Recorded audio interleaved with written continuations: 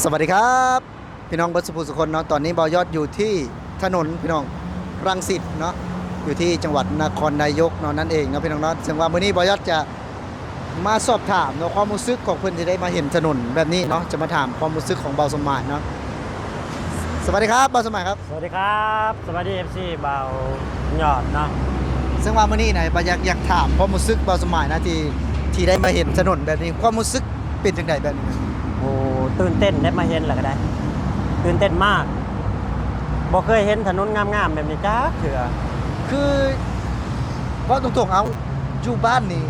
ถ้าบ่มาประเทศไทยนี่สิได้สัมผัสบนถนนแบบนี้ บ่ได้สัมผัสหรอกเป็นหยังคือบ่ได้สัมผัสเนาะ มันบ่มีให้สัมผัสบ่มีให้สัมผัสแม่นบ่มีเลยถนนแบบนี้บ่มีถนนแบบใดอยู่บ้านน่ะ มีแต่ถนนดินแดงถนนดินแดงแม่นโอ้คือจังพี่น้องเนาะเพิ่นแบบว่าบ่มีเลยถนนแบบนี้เนาะคือบ่ได้สัมผัสเลย บ่มีแบบนี้บ่ได้สัมผัสนอกจากว่าอยู่ในตัวเมืองใหญ่อีหลีจังได้เห็นถนนแบบนี้ คืออยู่แบบนี้นี่บ่ได้สัมผัสบ่เคยได้เห็นเนาะบ่สมัย บ่ เนาะ เคยได้เห็น ถ้าหากว่าบ่มีประเทศไทยนี่จะบ่มีโอกาสดีๆหรือว่าสิ่งถ้าหากว่าคือบ้านเฮานี่อีกจักปีจังสิได้แบบนี้ ว้าย100 ปียังสิได้หรือบ่นี่อีก100ปีเออ ว้าวบ่ว่าเอาสมัยอีก100ปีเจ้าก็เบิ่งจี้บ่ให้ว่า100 ปีจะไปใส่70 ปี 80 ปี 90 ปีมานี่ถนนยังอยู่คือเก่าอยู่บ่ได้ไปไสบ่ได้พัฒคือเบาส นา มัยนี่เกิดมานี่จักปีแล้วอยู่บ้านเนี่ย ตั้งแต่เกิดมานี่อายุจน36กว่าปีนี่ แล้วถนนอยู่บ้านเด้ ก็ยังเป็นหลุมเป็นบ่ออยู่คือเก่า ไอ้ถนนไม่ได้ถนนอยู่บ้านน่ะ มันถนนดินแดง อ๋อถนนดินแดง แม่น เกิดมา30กว่าปียังดินแดงคือเก่า แม่น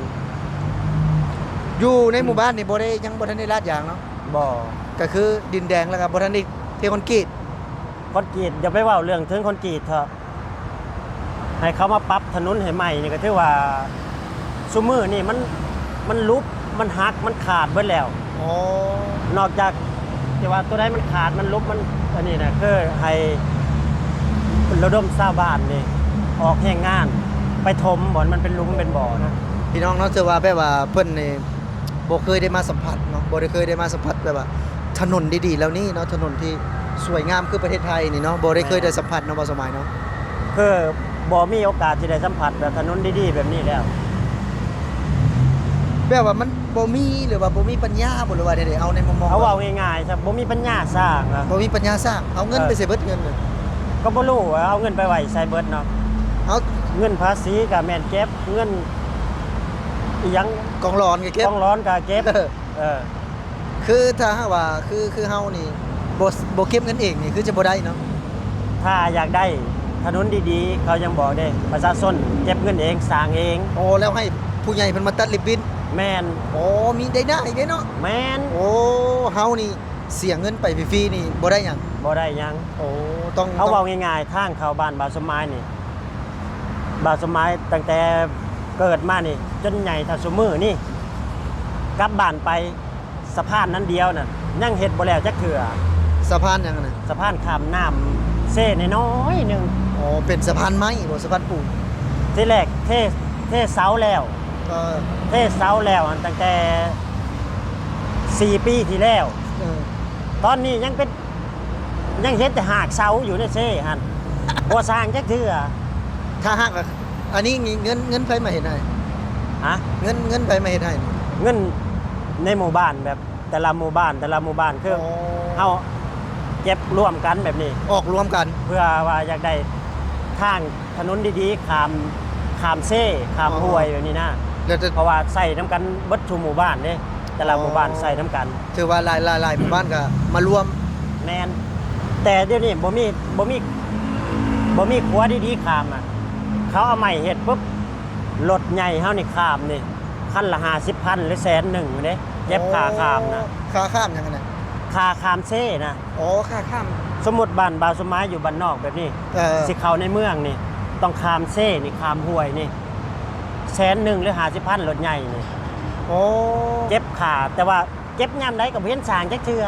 อ๋อเก็บตลอด เก็บซุมื้อรถผ่านซุมื้อเก็บซุมื้อ เงินเนี่ยเอาไปใช้เงินนี่ เขาก็สิไปแบ่งกันต้นเงินเดือน อ๋อ เป็นเงินเดือนเป็นของแบบว่า เขามาลงทุนนี่ยังแบบนี้นะลงทุนเอาบักเอายังมาเฮ็ดให้ข้ามเซ่ข้ามน้ำแบบนี้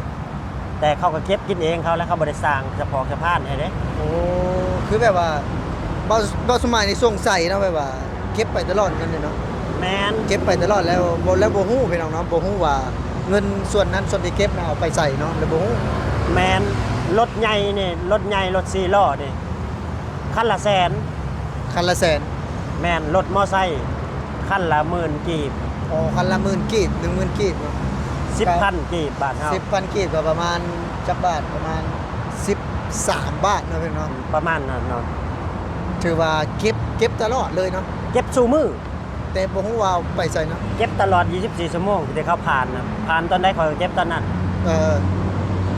ถือว่าเก็บตลอดเนาะผ่านไปก็เก็บมาก็เก็บหรือว่าเก็บไปครับไหน เฮาสิไป เข้าในเมืองไปปักซองหรือว่าไปปักซองในตัวเมืองนี่เมืองใหญ่นี่เก็บได้ค่ารถใหญ่นี่100,000ค่าไป100,000ค่ามา100,000 200,000 200,000 โอ้ข้ามขัวน้อยๆนะ ข้ามครัว โอ้ คันเจ้าบ่ข้ามเจ้าก็บ่ได้ไป เอานี่คือประเทศไทยนี่แบบนี้นี่บาสมัยแบบอยู่เทิงนี่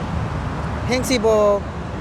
2 ล้านบ่ได้ผ่านมัน ว้ายค่าผ่านนี่ก็สมมุติก็ไปเปรียบเทียบว่าคันเพิ่นเฮ็ดได้ซ้ำนี่นะค่าผ่านนี่เพิ่นบ่เก็บเพิ่นคันละล้านพุ่นบ่ ยันคันละล้านพุ่นเนาะ อ่า คือจังแบบว่าเฮาได้มาใช้อยู่ในประเทศไทยเนาะย่างข้ามสะพานเนาะหรือว่ามีรถแล่ผ่านนี่ก็ใช้ฟรีเบิดเนาะบาสมัยเนาะ ฟรีเบิด แต่พอมาแบบว่า เมื่อบ้านเฮาน้อยหนึงก็ได้เสีย เสีย มีแต่แนวเสียแบบว่ามันก็เลยแบบ ไปทางน้ำก็ต้องได้เสีย ไปทางโคกก็ไปทางบกก็ต้องได้เสีย โอ้ คันไปทางน้ำคันมีเรือเจ้าของก็ใส่เรือเจ้าของ คือจังแบบว่าเป็นการขูดฮีทบ่แบบนี้นะ ฮะ แบบว่าขูดรีดบ่แบบนี้บ่สมัย ถามว่าคูดรีดบ่มันก็บ่ถึงว่าคันคูดรีดแต่ว่าเขาเอาเงินไปเฮ็ดอีสังบาสมายังงงแทนที่เก็บไปปุ๊บเก็บเงินเดือนหนึงมันตกจักเท่าไหร่จักเท่าไหร่ละ10 ล้านแหละเกือบเป็น 7-80 ล้านแหละ